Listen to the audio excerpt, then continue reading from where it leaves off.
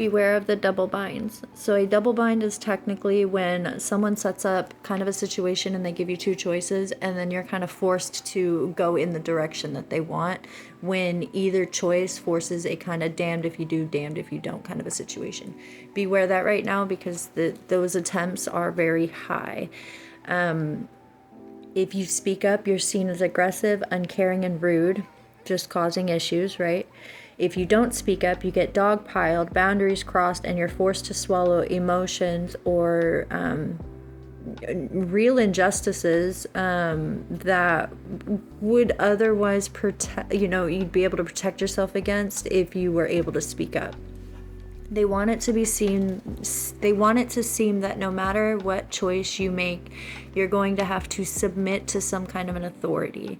The big theme around this is a loss of autonomy, loss of choice, that kind of a thing. It's all illusionary, okay? You're being expected to manage and be at the beck and call of people who cannot give you the same level of attentiveness and care. Your actions, words, and choices get scrutinized while they continue to lie, cheat, withhold, and attempt to relay upset through passive-aggressive behavior. You are not being seen as an equal. Something you did recently or said has you being raised above the dynamics, not because you are better in any kind of a sense, right?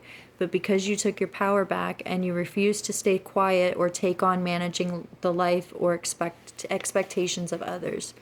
And then it was funny because before I started this channeling session, I actually was hearing that meme, you have been promoted.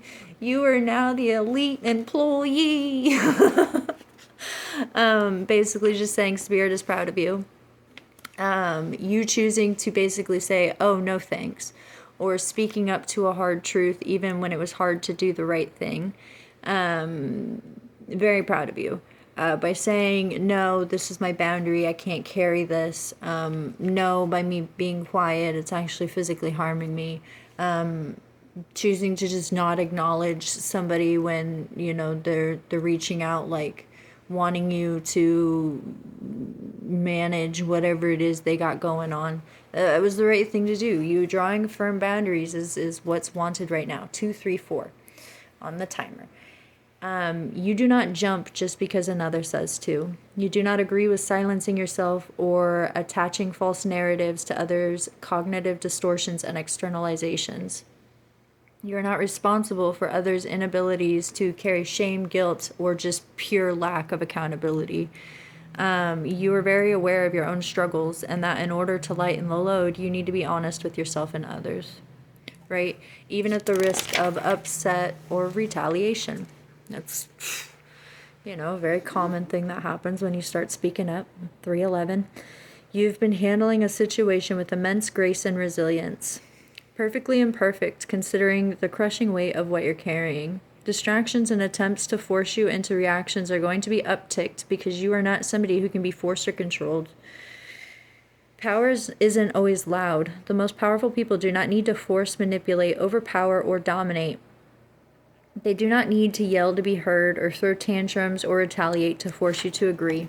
It's in how you emotionally regulate and stand tall like an oak when a room or group of people attack your stance. It's calmly pointing out truths you see and choosing to stand on the reality of it even when words are telling you you're wrong. It's choosing integrity and not selling out to make yourself comfortable or placating someone with perceived authority. It's choosing to remain humble and not let your title or position rank become your entire identity. When you know the secrets or misdeeds of others and refuse to bow down because they may have more resources, connections, or a more polished mask, you are doing yourself a favor. Right?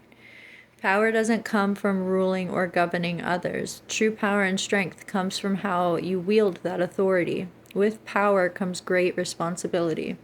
If you ignore responsibility and duty to abuse power, you are not powerful. You're a coward. You're lazy. The ability to see all humans as their own autonomous beings with flaws, strengths, uniqueness, and gifts is a gift. Humans are not extensions of the powers that be that try or do rule them.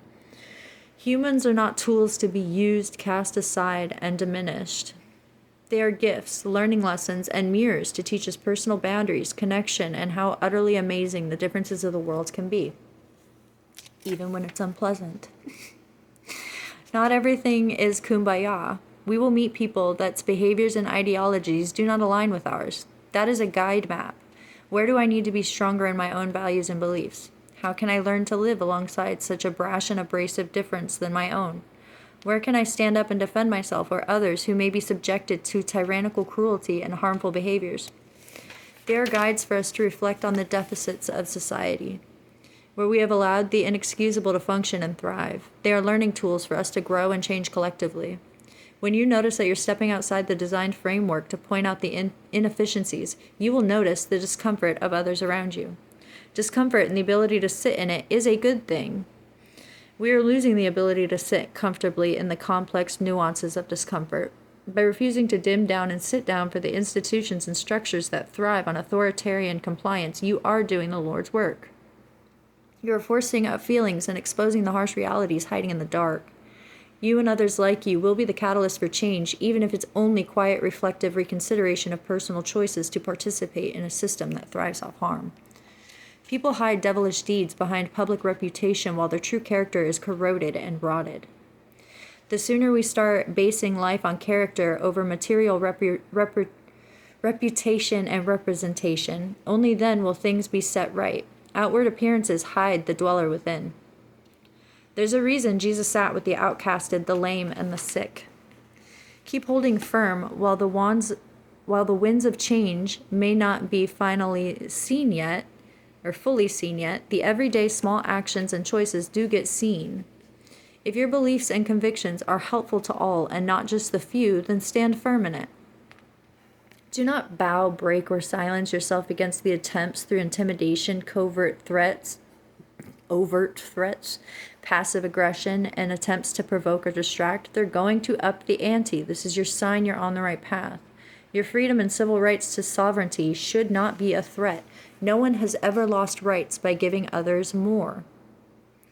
Beware the push for narratives and propaganda to make you feel otherwise. The most powerful question you should ask yourself: what do they gain by wanting me to believe this?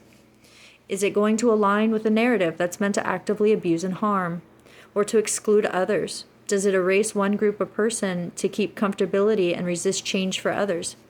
Does it allow someone to live in a world of illusion and fantasy comfortably at the expense of others?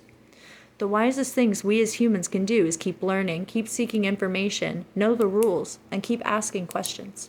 Discernment is your best friend. Good luck.